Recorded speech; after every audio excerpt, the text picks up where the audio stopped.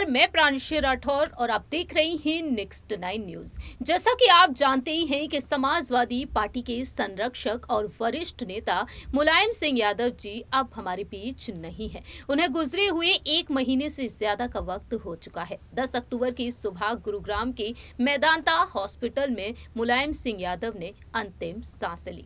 उनके गुजर जाने के बाद जहां एक तरफ परिवार गम में डूबा हुआ नजर आया, वहीं दूसरी ही तरफ मुलायम सिंह यादव जी की याद में कई बड़े और अहम फैसले समाजवादी पार्टी की तरफ से लिए भी जा रहे हैं। उनकी तमाम इच्छाओं को पूरा करने के लिए सपा प्रमुख अखिलेश यादव अब लगातार अहम फैसले ले रहे हैं। नेताजी के गुजर जाने के बाद मैनपुरी सीट खाली पड़ी हुई है और इस सीट पर अब लोकसभा उपचुनाव होने को जा रहे हैं। 5 दिसंबर के दिन इस सीट पर मतदान होंगे और 8 दिसंबर के दिन नतीजे सामने आएंगे, जहां एक तरफ समाजवादी पार्टी की तरफ से प्रत्याशी के तौर पर मैदान में उतारी गई हैं यादव कुनबे की बड़ी बहू डिंपल यादव, वहीं दूसरी ही तरफ से भारतीय जनता पार्टी की तरफ से रघुराज सिंह शाक्य को आगे किया गया है।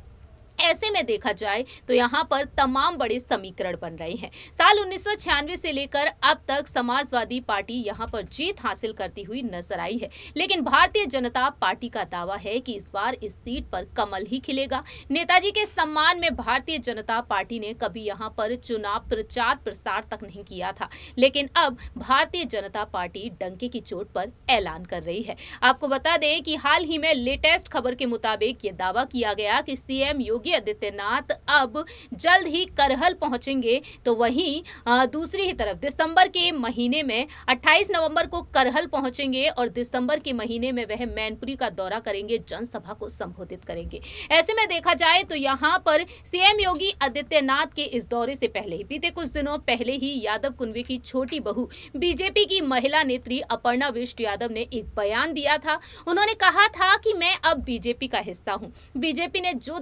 जिम्मेदारियां दी हैं उन्हें बखूबी निभा रही हूं और मैनपुरी उपचुनाव पर उन्होंने कहा था कि जीत तो बीजेपी की ही होगी। लेकिन साथ ही साथ यहां पर शिवपाल और अखिलेश के रिश्ते पर उन्होंने बात कही। जब अखिलेश ने शिवपाल के पैर छुए मंच पर सभी के सामने, उन्होंने कहा ये काम तो उन्हें बहुत ही पहले कर लेना चाहिए था। लेकिन अब यहां पर अपर्णा बिष्ट यादव के वो पुराने इंटरव्यूज भी कई हद तक देखा जाए तो यहां पर सामने आते हुए दिखाई दे रहे हैं। एक बार फिर से गौर करेंगे उन पुराने इंटरव्यूज की तरफ, जब अपर्णा बिष्ट यादव अखिलेश यादव की हार पर बोलती हुई नजर आई थी। उनसे पूछे गए थे कई सवाल। जब यूपी के विधानसभा चुनाव के दौरान वह बीजेपी में शामिल हुई थी, तब उनसे पूछा गया था कि आखिरकार क्या उन्हें सपा में टिकट नहीं मिला था, जैसा कि हमने आपको बताया ही था। लेकिन उस वक्त उनसे यह भी पूछा गया, जब वह चुनाव के प्रचार में व्यस्त थी, तब उनसे पूछा गया कि अगर यहाँ पर समाजवादी पार्टी की हार होती है तो उन्हें कैसा लगेगा। उन्होंने कहा था कि दुख ही होगा अगर यहाँ पर यादव कुनबे की हार होगी, समाजवादी पार्टी की हार होगी। दरअसल आपको बता दें कि यूपी के चुनाव के दौरान अपने इंटरव्यूज में तमाम बातों पर उन्होंने चर्चा की।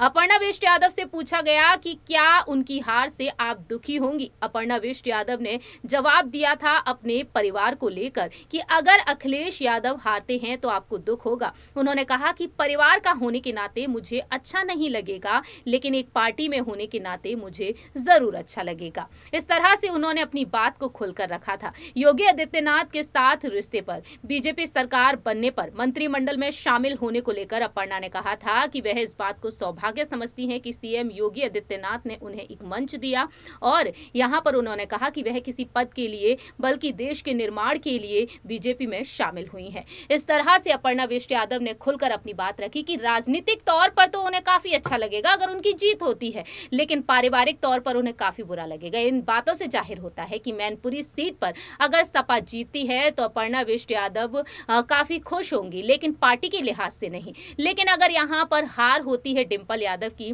तो उन्हें काफी ही दुख होगा। फिलहाल देखा जाए यहाँ पर राजनीतिक मुद्दों से हटकर परिवार के तौर पर गौर किया जाए तो डिंपल के साथ उनका बेहतरीन बॉन्ड है। अपनी जेठानी के साथ बहुत ही प्यारा बॉन्ड शेयर करती हैं। अगर उनकी हार होती है तो कहीं ना कहीं दुख डिंपल यादव के साथ साथ यहाँ पर अपर्णा बिष्ट यादव को भी होगा। खैर 8 दिसंबर के दिन पता चलेगा कि आखिरकार जीत किसकी होगी, लेकिन आपकी क्या कुछ राय है ये आप बता सकते हैं कमेंट सेक्शन में। फिलहाल के लिए हम चलते हैं, बाकी की तमाम अपडेट्स के लिए देखते रहिए नेक्स्ट 9 न्यूज।